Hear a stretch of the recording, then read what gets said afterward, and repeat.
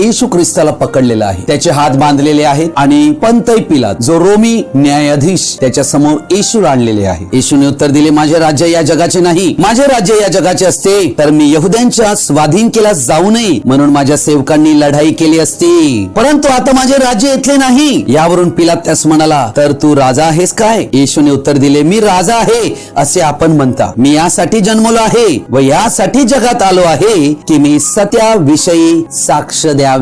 Hallelujah. जो कोणी सत्याचा आहे तो माझी वाणी ऐकतो. पिलात त्याला म्हणाला, सत्य काय आहे? अर्थात पिलात तर सत्याचा नाही हे येशू ओळखत आहे, म्हणून पिलाताला येशूने सत्य काय आहे हे सांगितले नाही. आम्ही या ठिकाणी पाहत आहोत की येशू नक्की आहे कोण. त्याने आपली ओळख पिलाताला दिली आणि आज हे वचन आम्हाला त्याची ओळख देत आहे. तो सत्याची वाणी आहे आणि ती वाणी तोच ऐकेल जो सत्याचा आहे. तुम्हाला सत्य समजेल व सत्य तुम्हाला बंधमुक्त करेल.